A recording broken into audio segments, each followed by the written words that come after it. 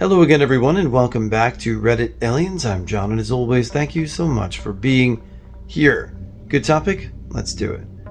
What's the most terrifying experience you have ever had?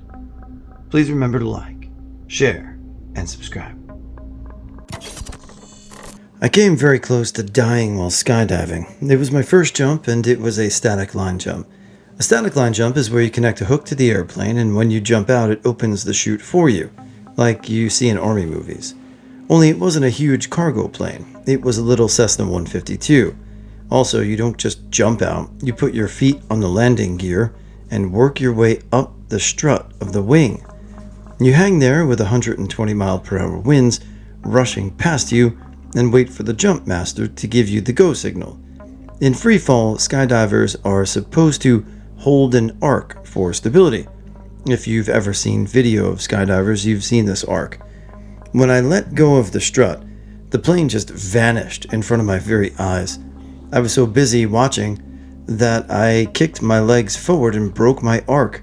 I was tumbling out of control, and when my pilot chute came out, that little chute that helps you open the big one, I was on my back.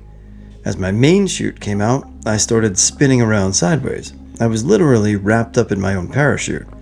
I reached for my cutaway, put both hands on it, and hesitated for a moment or two. Sure, I just had an 8-hour class on this, but I was really qualified to make this decision. I don't know what happens next. My mind was going 1,000 miles per hour, yet I was not thinking anything. I don't know any other way to describe it. Out of nowhere, I had this sensation that I just rolled off the top of my chute, and the next thing I knew, my canopy was open. The lines below the riser were tangled as shit, but that was an easy fix. In half a second, it went from uncontrollable freefall with nothing but a loud wind to dead silence. That is the amazing part of this experience. I've been in airplanes hundreds of times, so I'm used to seeing the ground from altitude, but there was obviously a lot of noise. Now there was silence. A light breeze, but other than that, nothing. That little time under the canopy was the single most amazing experience of my life.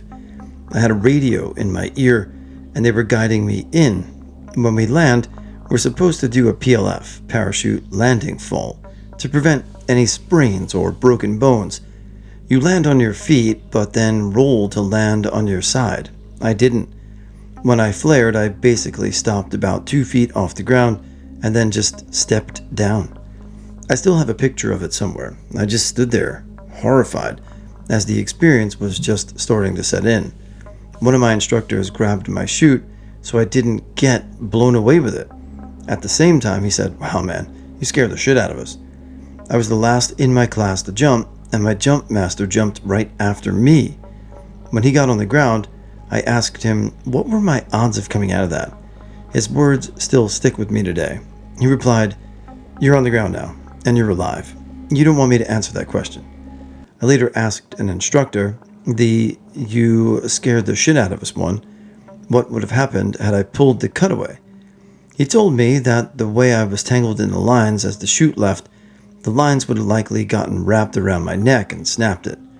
The skydive center was 2 hours from my house, and I drove over 90 miles per hour the whole way home. I figure if I got pulled over, I would give the cop a hug and thank him for the ticket. This was the single most terrifying and yet amazing experience of my life. And yes, I do plan on doing it again. A little over 2 months ago, I was cooking in my kitchen when grease spilled onto the gas flame, causing the pan to be set ablaze. Like an idiot, I attempted to throw water on it, which only made the situation much worse. I'm now afraid my house is going to burn down, and I panic. My roommate and I are both freaking out, so I made a split-second decision and grabbed the pan to try to run it outside. Terrible idea. The grease splashed all over my clothes, and they ended up starting on fire. So now I'm completely on fire, running toward the door. I make it out, rip my clothes off, and start rolling around in the street to put out the flames. I called an ambulance and ended up in the hospital for 6 weeks because my body was over 40% burned. Being literally on fire was by far the most terrifying thing I've ever experienced. I was driving my wife and kids on a trip, and it was about 11 at night, very dark. In the distance, I see a small light. 15 to 20 seconds go by, and I realize it's getting bigger, and it's in my lane. So not knowing what it was, I got over into the other lane, 2-lane road, which was a little gutsy. 2 seconds later, a car goes zooming by in my original lane at least 100 miles per hour. The little light was the dome light in the car. No headlights, nothing else, just the dome light. If I'd stayed in my lane, it would have been 100 miles per hour versus 70 miles per hour head-on collision. I shook for 30 minutes. I still get a little freaked out now, thinking about it. I was in my freshman year of college and still living at home. My dad was a diabetic and was forced to work evenings at a newspaper company since they were doing a lot of layoffs and everyone was scared they would be next. So everyone was complying with what the big bosses wanted of them. So one afternoon, my friend and I got out of class around the same time and decided to hit up the electronics store to look for computer parts. An hour or so later, I arrive home and check on my dad since he should be waking up right about now. I found him unconscious on the bed and his feet were a faint blue. I panic and I call 911. They call the paramedics and I'm doing CPR and waiting for their arrival. Now we live in the country and it took them 15 minutes to get there and another 20 to get to a hospital. Dad dies. Mother meets me at the hospital. She has no idea what's going on. I had to break it to my mother that the man she was married to for 20 years was dead. And to this day, only my immediate family knows that my father left a suicide note, declaring that it was the only way he could guarantee that he could provide for us with the insurance money that we would receive, and that he felt his health was in the gutter anyways. So this would be the best measure to curtail the unpredictable layoffs at the newspaper company. He managed this by allowing his blood sugar to drop and not eating anything that day when he got off work. He just fell asleep and died in his sleep. DR, found father dead. Had to break news to mother. Was suicide, in a way. I'm sorry for you and your family's loss. Accidents like that should be avoided. And it's just terrible. Sorry. I probably will get buried, but 2 months ago I was vacationing in Florida. It was over winter break 2 days before Christmas, and we were riding jet skis. I was riding a separate one next to my dad. I'm only 15, but we've been down there for around 30 times, so I've had my share of experience. My dad turned to me and said we would go to the right at the next turn. I said, okay. We get to the turn and he takes a right. Then out of nowhere, a boat going 3 times our speed and 3 times our size hits my dad right in front of me. The boat stops and my dad is in the water. He's unconscious but staying afloat by his life vest. Then the boat that hit him started going in reverse. Right then I started screaming at the top of my lungs for the boat to stop, but it was too late. The boat ran right over my dad, and he resurfaced, blood spouting everywhere in the water. I looked at the stump that was once his leg and started to cry. A couple of other boats came by, took my dad to the nearest dock and called 911. I just sat there. What could I do? I was in shock for an hour and I didn't know what to do. That night I stayed up all night wondering what I was going to do with my dad now that he would be hospitalized for quite some time. He loved reading, so I was going to buy him some books to read while he recovered. After staying up all night researching the recovery process, my mom came into the room and called for my 2 brothers and me. She called us there to tell us that my dad had died. I couldn't think. I didn't know what to do or what to say. All I could do was cry. We're suing the boater for killing my dad. I later found out that the boater was a drunk driver. I do not curse much, but if you drink and drive, you. DR, 2 months ago, I witnessed my dad get hit by a boat and have his leg chopped off. He died in the hospital the next morning, 2 days before Christmas. One of my first experiences smoking pot alone was that I did too much way too fast and ended up having a bad weed trip. Incredible nausea, paranoia, sweating, head and eyeball pain, hyperventilation, heart going like a sewing machine, twitching, random muscle contractions, and the worst of it was what seemed to be happening to the world around me. reality became all rigid and terribly immediate, like whatever mental filter is usually screening the universe for me before it lets anything into my brain had just disappeared. Time was skipping and repeating. I felt like I could sense these vertical crosshatches in the fabric of existence. I could feel them grinding against my exposed nerve endings with every tiniest movement. The time wasn't real. I worried about brain damage, even though it was the only pot. I felt like maybe it would last forever, and I couldn't even move or think well enough to Google it.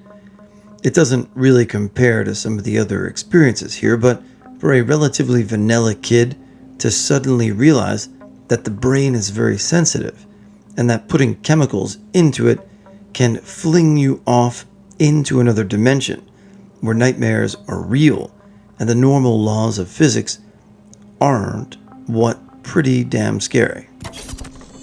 My terrifying experience is a good lesson for parents and young children. When I was 7 years old, I witnessed my baby brother, who was 1 year old and just started walking, fall into deep, murky water during a stay at a vacation home. The vacation home was on a lagoon, which is a narrow, man-made channel of water that connects to the ocean. It was made so homeowners could dock their boats behind their house. There are no banks or shallow areas. It's just a straight 10 plus feet from side to side. My little brother, my mother, and I were on the dock watching little fish swim around. In a matter of seconds, my little brother simply leaned over the edge too far and fell right in. My mom immediately jumped in after him, but the water was so murky that she couldn't find him on the first dive. She dove down again, waving her hands around frantically, and eventually pulled him out of the water. All of this happened within seconds. My brother was fine. He hadn't inhaled any water and was just scared, but my mom was hysterical and ashamed. She couldn't believe how quickly an accident like this could occur. She's a wonderful mother and has never neglected any of her children in any way. But the lesson is how quickly little toddlers can get themselves into dangerous situations. TLDR. I watched my 1-year-old brother fall into deep, murky water. He was saved by my mom, but a lesson was learned. I have a toddler now, and this is a good lesson to remember. Never turn your back for a second when they are in an unsafe area, especially around water. It just takes a second for a terrifying situation to occur. The last time I went on a family ski holiday, 2010, me, my brother, and my mom held back a little on the first few runs of the day, but Dad was all excited and kept speeding off. We came around a bend in the run from behind some trees, and there was a bit of a sudden but smallish drop, but being sunny was kind of hard to see. Laying face down in the snow, about 20 feet after the drop, was my dad. My brother made his way over, thinking he was joking around, and after a small fall, as dads do, knelt down next to him, and a second later turned to me and Mom and screamed, "Help!" To this day, I remember his face as clear as crystal. The sheer terror and how scared he looked are things that will never leave me. I went herring over, and Mom followed as quickly as she could. I couldn't see his chest moving and couldn't hear him breathing. I sent my brother straight down to the first aid shack, and my mom, a very proficient first aider, checked his neck and limbs for breaks, checked for a pulse, then moved him into the recovery position. In hindsight, it was possibly the wrong thing to do to move him, but the combination of panic and him appearing to not be breathing took forever. First aiders arrive. Mom immediately updated them. Then we were moved back and answered any questions they asked. He got carted down on one of the sled things, but doesn't remember it, and sent me to the hospital. Despite wearing a helmet, he ended up with a brain bleed, Michael Schumacher style, without the coma. and a fractured eye socket from his slightly thicker goggles to allow him to wear glasses. My dad nearly killed himself skiing, but now says a bear jumped out, punched him, then snowboarded off as no one saw the accident. When I was 13, there was a shooting at my school. The buses were all lined up at the end of the day, and it happened just outside the one I was on. He shot a kid as the kid was heading to the bus. Naturally, since we were all dumb kids at the time, we all stood up to take a look and saw the guy lining people up at gunpoint. In the line were our legally blind principal, a pregnant teacher, and a couple students. He puts the gun to the principal's head and pulls the trigger. The gun jams. He messes around with the gun and puts it on the head of the pregnant teacher. The gun jams again. He curses. He then points it at away the window of my bus and pulls the trigger a bunch of times. And the thing just won't fire. Then he runs away. Half an hour later, our bus finally pulls out.